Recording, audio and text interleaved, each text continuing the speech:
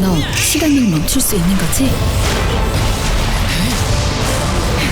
두 번 다시 그 능력을 쓰지 않아. 김두식에 대해서만 말해.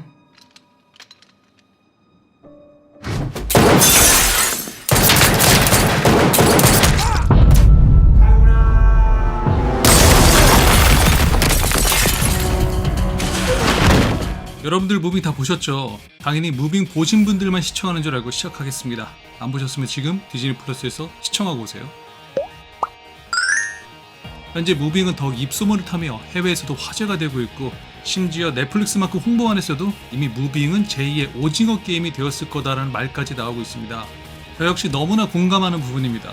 그동안 디즈니 플러스는 다른 OTT에 비해 인지도가 점점 떨어지고 있고, 심지어 앱 사용자 수 감소와 위기설로 한국 시장에서 철수한다는 루머까지 돌았었죠. 디즈니 플러스는 마블 시리즈로 흥했지만 지금의 마블은 맞자 만들어도 마가 낀 것처럼 개같이 망하고 있는 게 현실입니다. 개인적으로는 마블 외에도 그레이 아나토미, 내가 그녀를 만났을 때, 아파트 일들이 수상해, 9.11, 스타워즈 드라마 시리즈 등 정말 제가 추천하고 싶은 작품들이 꽤 많습니다. 그래서 연간 결제를 해도 저는 돈이 아깝지 않지만 이런 작품들을 찾아보면서 구독 결제하는 분들이 생각보다 많지는 않죠. 넷플릭스 더 글로리, 오징어 게임처럼 잘 만든 작품 하나가 눈에 들어오면 그제야 그 OTT에서 다른 작품들을 찾아보기 시작합니다. 무빙 같은 경우 얼마나 잘 만들었냐면 타 OTT들이 기본 8부작 정도에 1000억에서 2000억 이상 투자하는 작품보다 빈약한 투자로 20부작을 만들어내어 글로벌 히트를 쳤습니다. 심지어 미국의 월트 디즈니 본사 회장도 무빙의 성공에 대해 축하 메시지까지 보내왔습니다. 그자 좋았어. 무빙 하나 때문에 디즈니 플러스에 처음 가입하거나 다른 작품들에 대한 기대감을 갖는 경우도 생겨났죠.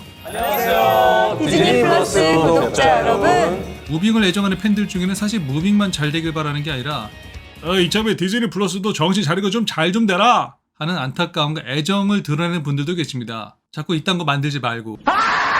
무빙은 20부작으로 시즌 1을 막아매며 시즌 2 관련 떡밥만 오지게 던져놓은 상황입니다. 명타가 저 고3이 이렇게 집중해야 되는데 전학 다니고 그러면 너 강풀 원작 웹툰 타이밍에 영탁에 등장했고, 아직 미공개 캐릭터인 히든의 프랭크를 무빙에서 먼저 선보였습니다. 학생, 왕 돈가스 먹어. 와우. 웹툰 원작에서는 북한에서 발목을 자르고 탈출한 것과 달리 두식은 온전한 몸으로 풀려났고, 원래 민 차장은 무빙에서 죽지 않는데 죽는 것까지 앞당겨서 결론을 지었습니다. 넌 아닌 기분 조직원이야. 조직을 배치당겼다는 거야. 배신 내가 당했어. 죽은 줄 알았던 프랭크는 생존했음이 확인됐고, 북한 능력자 권영덕은 주원의 치킨집 직원으로 일하면서 깨알 같은 재미를 선사합니다. 아니 흉측하게 생겨가지고 어디 홀에도 못 내본 애가 아주 속 터져 죽겠어. 삼촌이 어때서? 삼촌? 무빙 18화에서 20화가 북한 능력자들의 과거사까지 풀어주며 액션성을 더해주니까 보는 내내 마음이 아른했습니다. 거기다 김두식이 북한 비밀 작전을 수행할 때 등장과 눈빛이 그냥 전부 미쳤죠. 누군가 삭제하고 있다. 오가 능력과 비행 능력을 모두 물려받은 봉석은 옐로우맨으로 활동하게 되었고, 강훈이는 예정대로 국정원에서 블랙 요원으로 훈련을 받게 됩니다. 그리고 미국 측에도 NTDP 같은 능력자 양육 프로그램이 있는데 거기서 프랭크의 훈련 동기였던 암호명 일라이어스가 언급됩니다. 그의 능력은 아직 밝혀진 게 없습니다.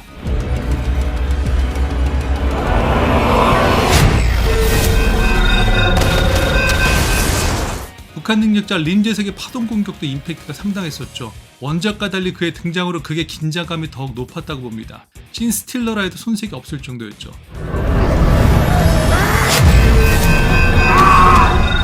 그렇다면 미국 측에서는 얼마나 다양한 능력자를 감추고 있을지 모릅니다.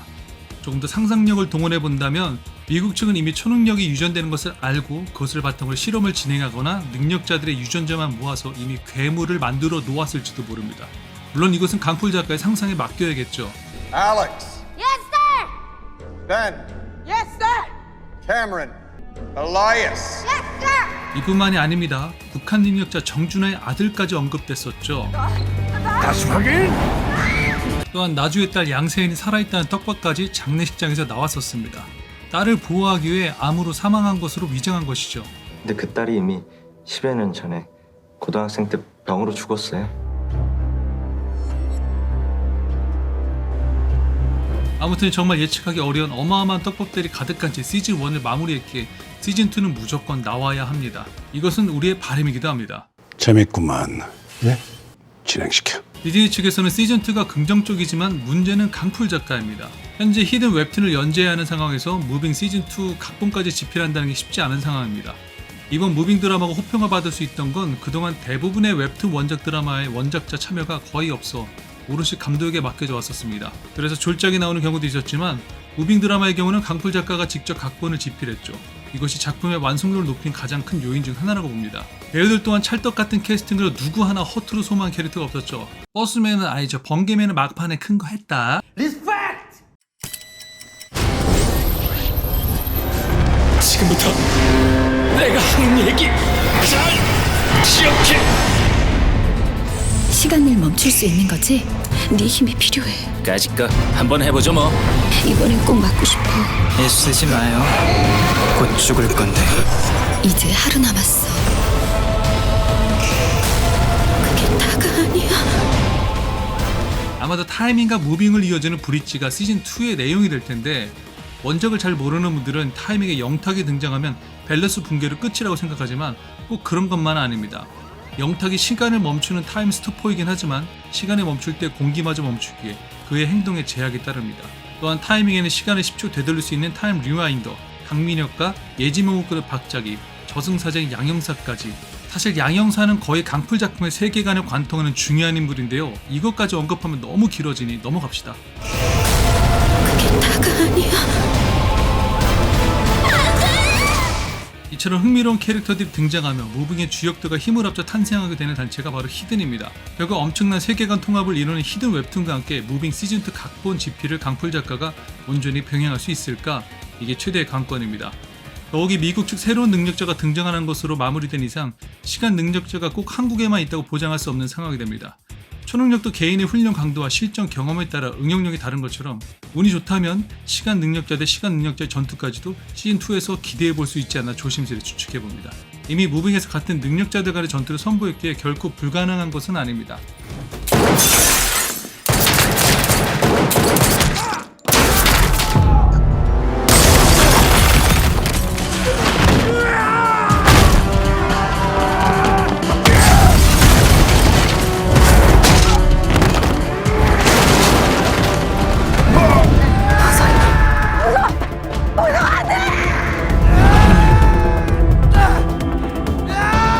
한 인터뷰에서 강풀 작가는 이번 무빙의 반응에 따라 자신의 행보가 정해질 것 같다고 언급했습니다. 미국 월트 디즈니 본사 회장도 축하 메시지를 전한 마당에 시즌2가 안 나올 이유는 전혀 없습니다. 아무래도 강풀 작가의 건강과 시간의 문제겠죠. 이거 홍삼이라도 보내드려야 하나? 결론적으로 저는 시즌2는 나온다고 거의 확신하고 디즈니 플러스가 생각이 있다면 앞으로 무빙 시즌2 해외에도 더 적극적으로 홍보하고 자막 번역 부분도 완성되게 신경 써야 할 거라고 봅니다. 지금 물 들어왔으니 노를 저어야죠. 마블 드라마 만들 제작비만큼만 투자해줘도 무빙 CG 퀄리티가 달라질 겁니다. 디즈니 플러스의 현명한 판단을 기다려봅니다. 무빙 시즌2에 대한 여러분의 생각은 어떤지 다양한 의견은 댓글로 남겨주세요. 난 내 방식대로 존재하겠다.